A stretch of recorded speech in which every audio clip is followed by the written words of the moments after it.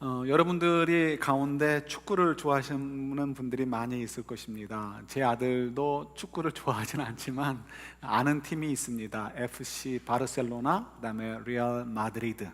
이런 팀들은 이제 전 세계적으로 유명한 팀입니다. 그런데 이제 그 레알 마드리드가 가장 몸값이 비싼 팀인데도 불구하고 FC 바르셀로나에게 많이 집니다. 최근에 좀 달라졌지만 몇 년 전까지만 해도 붙었다면 뭐 지는 것이 다반사였습니다. 그래서 레알 마드리드 팀이 큰 돈을 들여서 뮤리뉴라는 감독, 아주 유명한 감독을 초청을 해왔습니다. 연봉이 한 1,000만 불이 넘는 그런 이제 감독이죠. 세계에서 가장 유명한 감독 가운데 한 분입니다. 근데 그 감독이 와서도 바르셀로나한테 별로 이렇게 승률이 올라가지 않습니다. 이 레알 마드리드 선수들도 지고는 싶지 않은데 게임은 이상하게 안 되고요.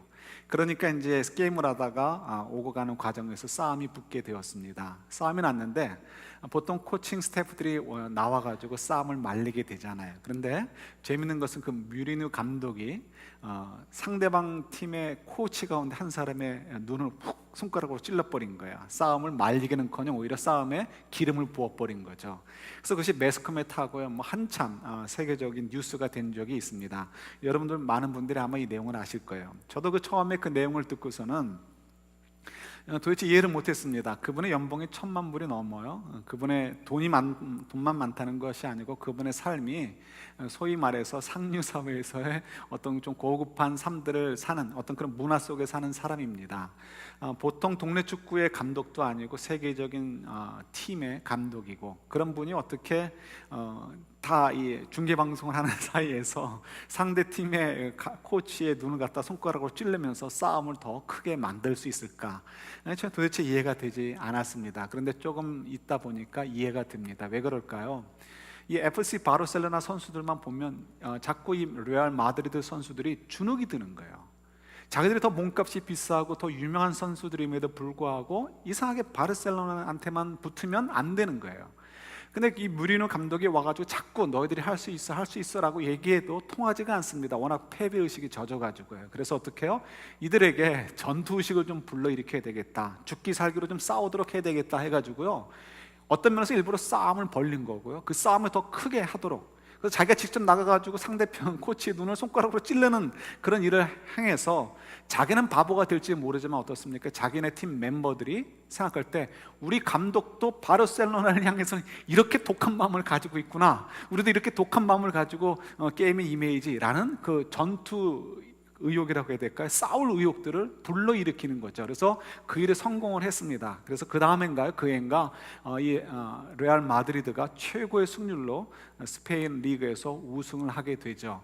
이 감독이라는 것이 이렇게 좋게만 해서 될 것이 아니고, 때로는 모든 사람들에게 뻔하게 욕을 먹을 것을 알면서도 그 짓을 해야 될 때도 있구나 하는 것을 생각해 보게 됩니다. 그럴 경우에 감독은 어떤 생각을 갖게 될까요? 야, 내가 성공했어, 이럴까요? 사실 그 감독도 인간인지라 한편으로는 야, 내가 뭐하러 축구 감독하는 건가, 이런 자괴감 같은 거 빠지지 않을까요? 자기가 하는 일들에 대해서 좀 회의감을 느끼지 않을까요? 이 좋은 감독이라면 판단을 해서 진행을 했을 때 그 다음에 스스로 그 한 행위에 대해서 자괴감에 빠지거나 혹은 또 스스로 어떤 회의감에 빠지지 않도록 자기를 잘 지키는 것이 중요하죠. 그것이 아마 자기 생각을 잘 지킬 수 있는 것, 자기가 옳다고 판단하는 것을 끝까지 밀고 갈 수 있도록 하는 것, 그것이 좋은 감독에게 있어서 굉장히 중요한 덕목이다라고 생각이 듭니다. 어떻게 보면 저희들은 다 그런 뮤리뉴 감독과 같이 우리가 가는 길에 대해서, 내가 가는 길이 옳은가라는 것에 대해서 회의감을 많이 느낄 수 있는 것이 저희들입니다. 근데 저희들이 그런 회의감이 느낄 때마다 혹은 자괴감이 느낄 때마다 난 이 일을 스탑해야 되는가라고 의문이 들 때 과연 그렇게 해야 되는 일인지 아닌지를 잘 판단하고요, 우리가 선택한 길이 옳은 길이라고 할 때 그 길을 계속해서 꾸준하게 밀고 가는 것, 그것이 얼마나 우리에게 더 필요한 문제인가, 이것이 오늘 본문에서 저희에게 주고자 하시는 내용이기도 합니다. 한번 좀 살펴보도록 할게요. 여러분, 지금 예수님께서 이 본문의 내용의 그 바로 앞부분에서 지난주에 묵상했듯이 예수님은 변화산 위에 올라가 계셨습니다. 그곳에서 어떤 일이 벌어졌죠? 예수님께서 누구누구를 데리고 올라가셨어요? 베드로와 요한과 야고보, 뭐 세 사람을 데리고 가셨는데 이게 중요한 건 아니고요. 그곳에 올라가셔서 영광스러운 모습으로 체인지하시는 일들이 벌어지게 되었습니다. 그래서 예수님이야말로 정말 하나님의 아들이시고 영광 중에 임하실 분이다라는 것을 제자들에게 분명하게 선포해 주시는 거죠. 그래서 모든 세계가, 어떻게 보면 온 우주가 바로 그 순간에 변화산 위에서 변형되신 예수님께 주목하고 있을 그 영광스러운 시간에 이 산 밑에서는 정말 정반대 일이 벌어지고 있는 거였죠. 뭐죠? 제자들이 9명이 남아 있었습니다. 근데 그 9명이서 사단에게 완전히 패배하는 일이 벌어지고 있었던 거예요. 어떤 일이 벌어졌습니까? 마침 말 못하게 하는 귀신이 있었는데 그 귀신이 어느 한 아들, 그러니까 소년에게 들어간 거죠. 근데 그 소년을 고쳐주려고 부모들이 그렇게 애를 썼는데 못 고쳐주는 거예요. 그래서 예수님께 고침을 좀 해주세요라고 데리고 오게 되었습니다. 근데 예수님께서 마침 어디요? 지금 이렇게 온 우주를 향하여 영광스러운 모습을 드러내시는 그 변화산 위에서 영광스러운 모습으로 체인지 되시기 위해서 올라가 계시잖아요. 그러니까 예수님을 만날 수 없으니까 제자들의 밖에는 없었던 거죠. 그래서 제자들에게 부탁을 합니다. 우리 아들이 이렇습니다. 우리 좀 고쳐주세요. 제자들이 이런 일을 한두 번 해본 것이 아닙니다. 우리 마가복음에도 보면, 앞부분에도 보면 예수님께서 2명씩 짝을 지어서 이렇게 전도를 보낼 때요, 그때 복음도 전하고 병자들도 고치고 귀신도 내쫓는 일들을 많이 했단 말이에요. 그러니까 이 제자들의 입장에서는 그거 뭐 별거 아닐 수 있다라고 생각했을지 모르겠습니다. 누가 봐도 별거 아닙니다. 그런데 제자들이 놀랍게도 2사람씩 갔을 때도 성공했던 일을 9명이나 되는 제자들이 덤볐는데 그 일을 실패하고 맙니다. 왜 그랬을까요? 더 정말 안타까운 것은 예수님께서 내려오셔서 그 사실을 알고서는 제자들을 갖다가 아주 책망을 하시는 거죠. 뭐라고 얘기하십니까? 이 믿음이 없는 세대야, 내가 언제까지 너희들 향해서 참아야 되느냐? 라고 얘기를 하시는 거예요. 그러면서 믿는 자에겐 능치 못할 일이 없다라고 얘기를 하시는 거죠. 이 말씀이 저희들에게 사실 굉장히 부담이 됩니다. 우리는 적어도 귀신은 안 내쫓을 거니까 나는 뭐 그런 일이 부딪히지 않을지 몰라 라고 생각하실지 몰라요. 그러나 그렇지 않습니다. 우리가 눈에 보이는 귀신, 이 귀신이라는 건 사실은 별거 아니죠. 우리가 좀 징그러울 뿐이지, 그죠? 징그러울 뿐이지 귀신이 별건 아니에요. 왜요? 사단에 뭐 쫄게 지나지 않고요. 우리는 누구랑 함께 살고 있어요? 하나님과 함께하고 살고 있잖아요. 성령 하나님이 우리 속에 거하시는데 귀신이 아니라 귀신 할아버지가 와도 뭐 별거 아니죠. 사단이 직접 덤벼도 별거 아닌 거예요. 문제는 우리가 그 일에 대해서 이렇게 대처할 어떤 이렇게 준비가 안 돼 있거나 어떤 이렇게 마음의 준비가 안 돼 있거나 아니면 이렇게는 익스피리언스가 없으면 그때 당황하는 경우는 있을 수 있어요. 저도 이제 전도사 생활을 할 때 한국에서죠, 모교회인데 교회에서 예배를 드리는데 한 여성분이 좀 키가 크시고 이렇게 홈리스 비슷하게 옷을 입고 오시는 분, 한 두어 주 오신 분이 계십니다. 우리가 벌써 딱 눈치를 챘죠. 둘 중에 하나인 거예요. 미쳤거나 아니면 귀신 들렸거나. 근데 예배 도중에, 2번째 주예요. 우리가 그래서 좀 조심하자 하는데 2번째 주인데 예배 도중에 일어나서 앞으로 나가려고 그러는 거예요. 그러니까 어때요? 그때 이제 전도사들은 이제 뒤에 같이 예배를 드렸거든요. 그래서 제가 마침 제 쪽이었기 때문에 가가지고 그분을 안내해서 이렇게 뒤로 나오게 왔습니다. 가는 도중에 제가 무슨 생각을 했을까요? 머리가 복잡한 거죠.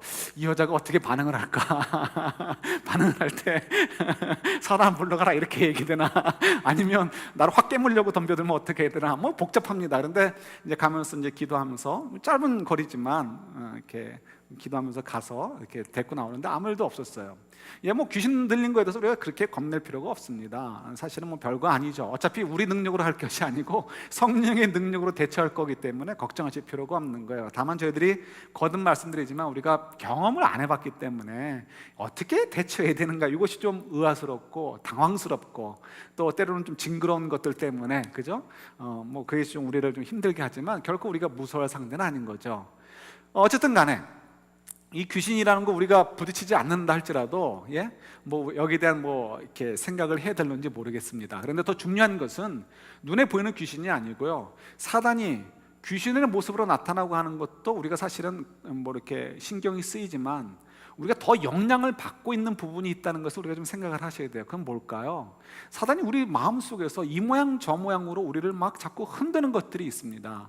하나님의 말씀이 옳지 않다라고 얘기하고, 하나님 말씀대로 살 필요가 없다라고 얘기하고, 우리 마음대로 말씀을 해석하고 우리 좋을 대로 말씀을 받아들여서 살도록 하는 것, 이것이 사단이 우리 속에서 역사하는 내용들이죠. 그래서 우리가 정말 이런 것들을 우리가 잘 이기고 나가야 되고 싸워 나갈 수 있어야 되는 거예요. 다윗이 아무리 신앙이 좋았어도 어느 한순간에 바스바를 보고 무너질 수 있어요. 이거는 어느 인간도 피할 수가 없습니다. 그래서 우리가 얼마나 사단이 우리를 공격해 오지 못하도록, 또 공격해 올 때 우리가 넘어지지 않도록 우리를 얼마나 깨어 있도록 해야 되는가, 이건 굉장히 중요한 문제입니다. 그런데 정말 여기서 심각한 것은 뭐냐면요, 주님께서 그때 너 좀 힘들었지, 이번에 한번 넘어졌지, 일어나라, 이렇게 해주시면 좋은데요, 그죠? 제자들을 향해서 뭐라고 얘기하신다고요? 이 믿음이 없는 세대야, 내가 언제까지 너희들을 향해서 참고 있어야 되겠느냐라고 질타하신단 말이에요. 굉장히 무서운 감독 같아요. 그러니까 우리가 어떻게 해요? 이거 정말 내가 끝까지 예수님의 제자로서 그 길을 갈 수 있을까? 내가 이 좁은 길을 끝까지 갈 수 있을까? 내가 주님의 말씀을 붙잡고 정말 끝까지 살아갈 수 있을까에 대한 두려움이 생기는 거예요. 혹시라도 주님께서 또 넘어졌을 때 오셔서 너희 놈아 왜 또 넘어졌니? 왜 또 넘어졌니? 이 믿음이 없는 놈아 라고 이렇게 주님께서 힐난하실까 봐 겁이 나는 거죠. 과연 주님께서 이런 의미로 오늘 저희들에게 이 말씀을 주신 것인지 우리 한번 좀 살펴봤으면 좋겠습니다. 지금 설명드렸듯이 예수님의 제자들이 실패를 했어요. 왜 실패했을까요? 여러 이유가 있을 것입니다. 우리가 추측을 해보는 거예요. 그러나 그걸 다 우리가 생각해 볼 수도 없고 정확히 찝을 수도 없어요. 제가 적어드린 거 2가지만 있는데요, 그건 나중에 참고해 보시면 좋을 것 같아요.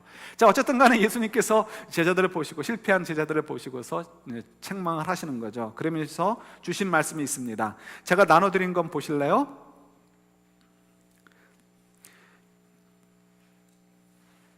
제가 나눠드린 거 쪽지 이렇게 설교 요약 2번 중간에 보면 글씨체가 다른 것이 있죠. 약간 좀 가는 글씨체지만 한번 같이 읽어볼까요? 먼저 23절을 같이 읽어보도록 하겠습니다. 할 수 있거든이 무슨 말이냐? 믿는 자에게는 능히 하지 못할 일이 없느니라. 그러면서 굉장히 좌절감을 느끼게 하시는 거죠. 그 다음에 두 번째 29절은 쉬운 성경이라는 성경의 것을 갖고 왔습니다. 한번 같이 읽어볼까요? 예수님께서는 이런 종류의 귀신은 오직 기도로만 쫓아낼 수 있다고 대답하셨습니다. 어떻게 이런 일이 가능할까요? 라고 예수님께 물으니까 제자들에게 대답하시는 거죠. 기도 외에는 없어. 기도 외에는. 기도하면 된다는 거죠. 참 아주 이렇게 답이 명료하면서도 사실은 우리를 더 힘들게 하는 내용이 될 수 있습니다. 이 기도가 도대체 뭘까요? 여러 번 우리가 기도에 대해서 묵상했으니까 여러분 조금은 이제 많이 이해하시겠지만, 그래도 좀 더 한번 우리가 오해할 수 있는 부분들을 생각해 봤으면 좋겠어요. 예수님의 제자들이 이 말하지 못하는 귀신이 왔을 때 기도하지 않고 덤볐을까요? 그럼 어떻게 덤볐을까요? 귀신이 들리는 아이가 여기 있어요. 제자들 9명의 제자들이 그를 향해서 뭐라고 얘기했을까요? 야, 너희도 우리를 무서워하고, 우린 예수님의 제자들이니까 우리를 무서워하고 귀신은 나가라, 이렇게 얘기했을까요? 그렇지 않았겠죠. 상식적으로 생각했을 때 예수님의 제자들도 기도했을 거예요. 하나님, 우리가 주의 이름으로 귀신을 내쫓을 때 역사해 주옵소서. 이거는 삼척동자도 이해할 수 있는 내용이죠. 근데 기도하고 했어요. 근데 귀신이 안 나가는 거예요. 또 예수님께서도 얘기하십니다. 믿는 자에게 능치 못할 일이 없다. 능치 못할 일이 없게 되기 위해서는 너희들이 기도해야 돼. 그럼 도대체 무슨 말이에요? 마치 오늘 말씀을 잘못 생각하면 이렇게 될 수 있는 거예요. 우리가 식사를 할 때마다 어떻게 해요? 감사 기도를 합니다. 근데 어느 날 우리가 감사 기도를 안 하고 먹었는데 탈이 났어요. 체했어요. 기도 안 해서 탈 났다. 바로 그런 얘기인가요? 그런 하나님이 아니시죠. 우리 믿음이, 주님과 저희의 관계가 식사 기도 한 번 안 했다고 해서 탈나게 하시는 그런 관계이시고 그런 하나님이셔요? 그렇지 않단 말이에요. 그래서 우리가 식사 기도 안 하자 이게 아니에요. 이제 우리 여러분들 고급하시니까 잘 이해하실 거예요. 그런 의미가 아닌 거죠. 그러니까 적어도 제자들이 분명히 기도하고 덤볐을 것이고요. 그럼에도 불구하고 패했어요. 그런데 또 주님께서 얘기하시는 것은 믿음이 없다라고 얘기하시고 믿는 자에게 능치 못할 일이 없는데 그것은 기도로 가능하다, 이렇게 얘기를 하시는 거죠. 여기서 저희들이 그러면 조금 더 한번 생각을 해보는 거예요. 예수님께서 여기서 말씀하시는 능치 못할 일이 없게 하는 그 기도란 무엇이냐는 거예요. 그 믿음이란 뭐냐는 거예요. 저희들이 여기서 이제 오해할 수 있는 거 한 가지가 뭐냐면요, 믿음이라는 것, 기도로 능력받는다는 것은 어떤 특별한 기술일 것이다, 특별한 영적인 파워일 것이다 라고 생각을 하는 거예요. 이것은 절대로 오해입니다. 예를 들어서 우리가 기도를 많이 했어요. 하나님께서 어떤 은사를 주셨어요. 그래서 저희가 혹은 예수님의 제자들이 어느 날 보니까 정말 기도하니까 병자들이 벌떡벌떡 일어나요. 귀신 들린 자들이 쫓겨나가요. 그런 일들이 벌어졌어요. 하나님께서 이런 은사를 주셨네, 내가 정말 기도를 통해서 이 은사를 받았구나. 이러면 그 다음부터는 아무 데서나 어느 곳에서나 누구를 향해서나 언제든지 내가 원하는 사람이 있으면 병자가 벌떡벌떡 일어나고 귀신이 다 쫓겨나가는 일들이 벌어져야 되는 거예요. 근데 성경 어디에도 그런 시대가 있었습니까? 없었습니까? 한 번도 그런 일은 없었어요. 예수님조차도 선별해서 사람들을 고치시고 선별해서 귀신을 내쫓았지, 눈에 보이는 모든 사람들의 병자를 고치거나 눈에 보이는 모든 귀신들을 다 내쫓지 않으셨단 말이에요. 그죠? 여러분 기억나셔요? 예루살렘에 있는 못이 있었어요. 그 못에 가장 먼저 내려갈 때, 물이 동할 때 가장 먼저 내려가는 환자는 어떻게 해요? 천사가 고쳐준다는 전설이 있었어요. 그때 스스로 내려갈 수 없는 병자가 있었어요. 어느 누구도 그를 넷의 중심으로, 못의 중심으로 데려갈 사람이 없었어요. 그것을 보고 예수님께서 마음 아파하시면서 그를 고쳐주십니다. 한 사람만 고쳐주셨어요. 그 유명한 레전드가 있는, 전설이 있는 넷가에, 그 못가에 얼마나 많은 환자들이 있었겠습니까? 그 환자들을 도와주려는 가족들도 있었단 말이에요. 친구들도 있었어요. 그럼에도 불구하고 예수님께서 고쳐주신 환자는 몇 명이요? 성경에 보니까 단 한 사람밖에 없는 거예요. 이유가 어디 있겠냐는 거예요. 만약에 예수님께서 말씀하신 것은 너희가 얼마만큼 이 정도 수준의 기도를 하게 되면 너희들은 정말 능치 못할 일이 없게 되는 영적인 파워를 얻게 될 거야 라고 하신 것이라면, 적어도 예수님 때라도, 아니면 적어도 예수님이 돌아가신 다음에, 승천하신 다음에 오순절을 경험한 예수님의 제자들 때라도, 아니면 이 시대에라도 정말 참 믿는 예수님의 제자들이 있는 곳이라면, 저희들이 있는 곳이라면 어떻게 해요? 환자들은 없어야 되고요, 귀신 들린 사람은 없어야 되고요, 그리고 장의사는 망해야 돼요. 왜 장의사는 망해야 돼요? 누가 죽었어요. 그럼 우리가 두세 사람 가서 기도해서 그 사람은 또 벌떡 일으켜 세우고, 또 죽으면 또 찾아가서 또 기도해서 벌떡 세우고, 이런 일들이 끊임없이 벌어져야 되는 거잖아요. 그런데 그런 일들은 벌어지지 않아요. 예수님도 그런 일을 하지 않으셨어요. 좀 더 생각해 볼까요? 믿음이라는 걸 찾고, 혹은 또 기도라는 것을 우리가 또 특별한 기술이나 지식으로 생각하는데 그렇지 않다는 것을 잘 여러분이 분명하게 하셔야 돼요. 우리 101번 프리웨이가 바로 옆에 있죠. 그 건너편에 뭐가 있습니까? 바다가 있어요. 바다가 호수같이 보입니다. 종종 우리가 보름달이 비칠 때 보면요, 너무 아름다워요. 그 호수 같은 바다를 가득 채우는 그 달빛, 이건 정말 말로 형용할 수 없는 아름다움이죠. 그때마다 생각나는 것이 있습니다. 예수님께서 이렇게 물 위를 걸어오시는 사건이었어요. 예수님께서 제자들을 먼저 배 태워서 보내시고 자기는 산에 올라가셔서 사람들을 피해서 기도하시다가 제자들에게 다가오십니다. 이왕이면 그냥 멋있게 뿅 날아가지고 가시면 될 텐데 굳이 바다 위를 걸으셨어요. 바다 위를 걸으시는 모습을 제자들에게 보여주고 싶으셨던 거겠죠. 제자들이 그걸 보고서 반응을 합니다. 어떻게 반응을 합니까? 대다수가 귀신이다라고 얘기를 합니다. 예수님께서 얘기하시죠. 아니야, 난 귀신이 아니야. 베드로가 그때 감동을 받아가지고 뛰어내리죠. 예수님, 저도 물 위로 걷게 해주세요. 예수님께서 오케이, 와라 라고 말씀하십니다. 베드로가 뛰어내렸어요. 걷습니다. 몇 걸음 잘 내딛었어요. 그런데 갑자기 의심이 생기고 겁이 나니까 물속으로 빠져들기 시작합니다. 예수님께서 그에게 손을 펴셔서 그를 붙잡아 주시죠. 만약에 이것이 믿음이다라고 하면, 만약에 이것이 예수님께서 지금 얘기하는 능치 못할 일이 없다라고 하는 수준의 어떤 기도의 내용이라고 한다면 예수님께서 훈련을 다시 하셔야 되죠. 어떻게 해요? 베드로 다시 배 위로 올라가, 다시 뛰어내려봐, 그리고 나 있는 곳까지 한번 다시 걸어봐, 너 할 수 있어, 할 수 있어, 할 수 있어 라고 하시면서 그것이 몇 번이든지 반복을 해서 어떻게 해요? 예수님 앞까지 걸어오도록 하게 하셔야죠. 왜 베드로만이에요? 나머지 12명, 11명 다 한 명씩 뛰어내려 해서 어떻게 해요? 예수님 앞까지 걸어오도록 하셔야 되는 거죠. 또 그것이 우리에게 적용된다면 어떻게 돼요? 예를 들어서 저희가 이제 몇 년에 한 번씩 사람을 세우잖아요. 제자 훈련 하신 분들 가운데서 우리 그 카테고리에 들어가시는 분들을 뽑아가지고 어떻게 투표를 해서 안수호 지사님이나 권사님이나 그 다음에 장로님으로 세우게 되죠. 우리가 어떤 면에서 투표할 필요 없어요. 예배가 끝났어요. 공동회 하지 않고 전부 다 차 타고 앞에 나가면 돼요. 나가서 후보 될 만한 사람 다 세우는 거예요. 해변가에. 안수호 지사님은 5m, 장로님은 10m 걸으면 합격, 아니면 믿음이 없으니까 NO. 이렇게 하면 끝나는 거 아니에요? 그런데 우리가 왜 안 해요? 믿음이 없어서요? 아닌 거죠. 예수님께서도 하지 않으시는 일을 우리가 왜 하겠어요? 그건 믿음이 아니고 그건 기도의 능력이 아닌 거예요. 필요에 따라서 걷게 하시면 걸으면 되는 거고, 물에 빠져서 죽게 하시면 빠져 죽으면 되는 거예요. 수영하게 하시면 수영하면 되고, 배를 타고 안전하게 건너게 하시면 안전하게 건너면 되는 거예요. 그것이 믿음이 아니기 때문에 그렇습니다. 그래서 적어도 예수님께서 기도를 통해서 능치 못할 일을 할 수 있는 믿음에 도달한다는 것은 적어도 어떤 특정한 영적인 파워, 그래서 한번 영적인 파워를 얻으면 아무 때나 내가 무슨 일이든지 할 수 있는 것, 이런 것은 아니다라는 것을 저희들이 확인해 보게 되는 거예요. 그렇다면 주님께서도 얘기하시는 것은 무슨 말씀이겠냐는 거예요. 그 얘기는 다른 말로 한다면 이거예요. 믿음은 뭐예요? 관계라는 것입니다. 믿음은 관계예요. 그래서 관계라는 것은 우리는 성령님 안에서 살아요. 성령님의 인도하심을 따라 살고 있는 거죠. 우리 눈에는 나밖에 보이지 않아요. 그래서 내 능력으로 사는 것 같지만 그렇지 않습니다. 우리는 주님과의 관계를 맺음을 통해서 나를 내려놓게 되어 있어요.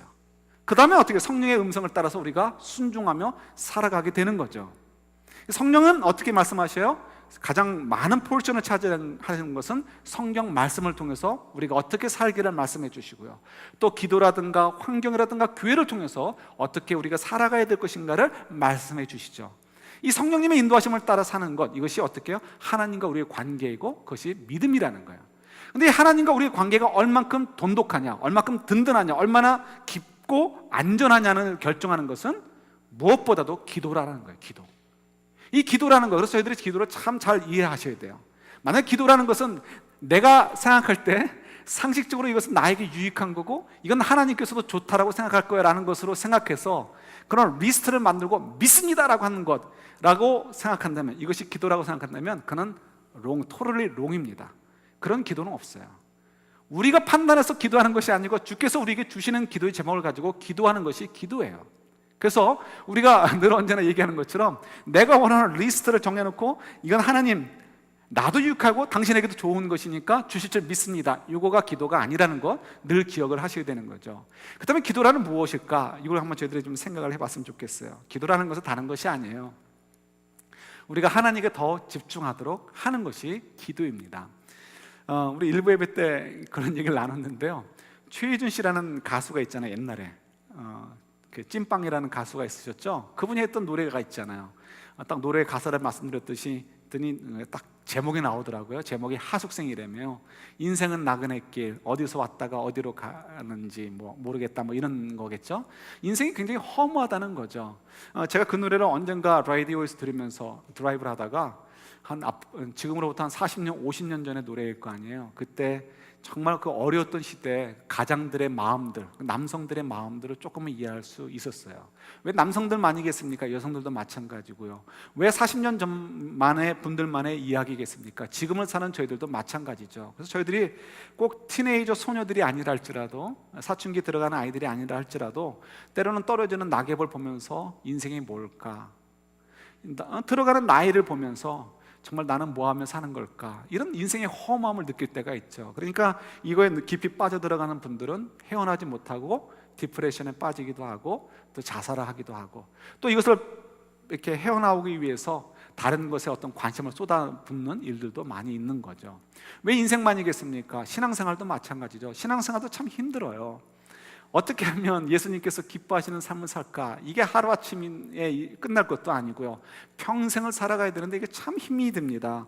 예를 들어서 우리가 누구랑 싸울 일이 있어도 참아야 돼요. 용서해야 돼요. 내가 다 이렇게 움켜잡을 만한 것이 있어도 움켜잡지 않고, 내가 다 혼자 먹으려고 하지 않고 다른 사람들에게 나누려고 해야 돼요. 내가 정당하게 누릴 권리가 있어도 이 권리를 나를 위해서 다 사용하지 않고 다른 사람 섬기는 일을 위해서 기꺼이 내놓아야 돼요. 한쪽 뺨을 맞으면 다른 쪽 뺨을 갖다 대라. 야, 이거 한 번은 할 수 있을지 모르겠지만 이거 어떻게 매번 할 수 있겠어요? 그러니까 저희들은 사실은 자꾸 포기하고 싶어요. 그런데 깜짝 놀랄 만한 건 또 오늘 예수님께서 하시는 내용이 들리는 거죠. 이 믿음이 없는 세대야, 왜 기도하지 않았느냐? 기도했으면 너희들이 능치 못할 텐데 왜 기도하지 않으니까 너희들이 자꾸 넘어지는 거 아니냐, 이런 말씀을 하신단 말이에요. 그러니까 참 힘이 들어요. 너무너무 힘이 들어요. 오늘 말씀을 받는 처음 독자들은 로마교회 성도들이에요. 그죠? 로마교회 성도들은 지금 어떤 상태이죠? 굉장히 어려운 상태인 거예요. 오늘날로 얘기한다면 어젯밤에 어떤 일이 벌어졌는지 지금 소문들을 서로 나누는데, 어젯밤에 이런 일이 벌어진 거예요. 어느 목장의 목자들이 잡혔는데 그 목자들이 끝까지 신앙을 지키다가 어젯밤 네로 황제의 잔치에 산채로 불태움을 당했대. 이런 얘기들을 성도들이 이렇게 모여서 얘기하는 거예요. 그러니 얼마나 무섭겠어요.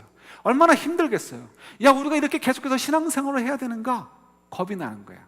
그럴 때 이 말씀이 그들에게 도전이 되는 거죠. 어떻게 하면 이길 수 있을까요? 한번 생각해 보시는 거예요. 저희들도 마찬가지예요. 제가 그렇게 열심히, 여러분들이 생각하시는 게 우리가 왜 이렇게 열심히 신앙생활을 해야 되는가? 왜 우리가 열심히 이렇게 성가대 때문에 아침 일찍 와서 고생해야 되고, 또 그만이 아니죠. 왜 목자로 섬겨야 되고, 목자로 섬기기 위해서 많은 에너지를 쏟아 부어야 되고, 돈을 써야 되고, 관심을 쏟아야 되고, 마음 상할 일을 당해야 되는가? 내가 왜 집사, 권사, 장로로 섬겨야 되는가? 목사로 섬겨야 되는가? 이런 저런 것 때문에 정말 피곤할 때가 얼마나 많이 있어요. 근데 주님께서 그런 사정 돌아보지 않으시고, 적어도 오늘 본문 가지고 얘기한다면, 그때 저희들이 회의를 가질 때마다, 그때 넘어질 때마다 주님께서 얘기하시는 거죠. 너 핑계 좀 대지 마. 왜 이렇게 불성실하고 이렇게 믿음이 없는 모습을 보여주니? 네가 기도하지 않기 때문 아니라고 얘기하시는 거죠. 그때마다 저희들이 어떻게 움츠리는 거예요. 도대체 어떻게 하란 말이에요, 주님? 답은 쉽습니다. 오늘 제가 컬럼을 적어놓은 것도 있는데요. 또 깜짝 놀랄 만한 일이 벌어졌죠. 제가 신문을 볼 때는, 인터넷으로 신문을 볼 때 헤드라인만 봤어요. 연수원 불륜 사건. 또 흔한 불륜 사건인가 보다 해서 열어보지 않았습니다. 내용이 무슨 내용인지 알지 못했어요.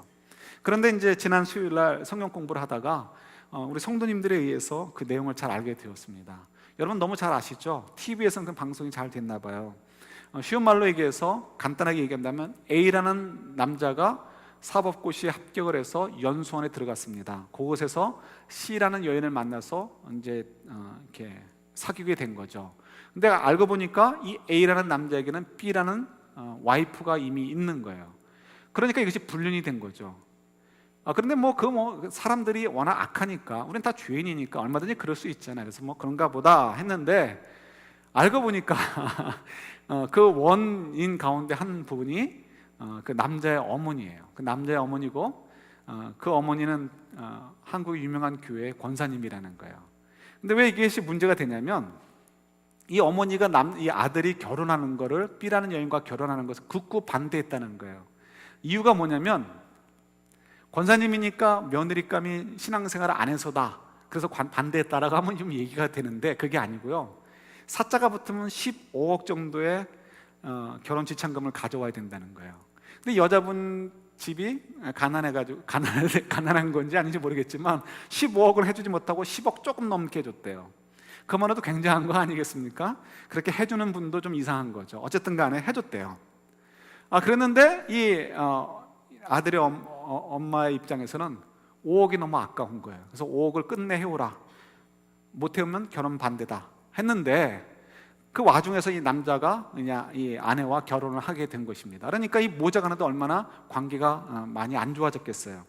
자, 여기까지는 그냥 흔히 일어날 수 있는 세상의 일이니까 그런가 보다 하는데, 제가 눈을 의심할 수밖에 없었던 일이 이렇게 보게 되었습니다. 뭐냐면, 이 시어머니 되는 분이 며느리 되는 분에게 보낸 문자 메시지가 인터넷에 떴어요.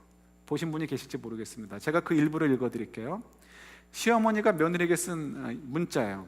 모자간과, 그러니까 엄마와 아들이죠. 모자간과 내 가족을 파탄낸 내년 편케 놔둘 것 같아 주의 징계와 내 저주를 느껴봐, 이렇게 텍스트를 보낸 거예요. 뭐라고요? 주의 징계와 내 저주를 느껴보라는 거예요. 여러분 이해가 되십니까? 이래서 또 이것이 인터넷에 떴으니 또 한 몇천 명 또 교회로 떠날 거 아니에요, 대한민국 가운데. 참 마음이 안타까워요. 근데 이해될 만한 부분이 있죠. 이변 주변에서 얼마든지 이 여자분이 그렇게 15억이라는 돈에 홀라당 넘어가도록 부채질하는 경우들이 분명히 있었을 거예요. 야, 너 한 번 결혼하는 건데 너 이때 아들, 그 잘난 아들 통해서 한번 한몫 잡아야지. 왜 네 아들 뭐 못 낳냐? 왜 남들 다 받는 거 못 받냐? 이런 식으로 아마 부추겼겠죠. 그러니까 15억 끝내 받아야 되겠다는 생각이 들었을 것이고요. 그것 때문에 얘기한 거예요. 근데 이 어머니의 반응에서 우리가 2주 전에 묵상했었던 주님의 말씀이 발견이 되잖아요. 어떤 거요? 바리새인과 헤롯의 누룩을 조심하라. 바리새인의 누룩이 뭐예요?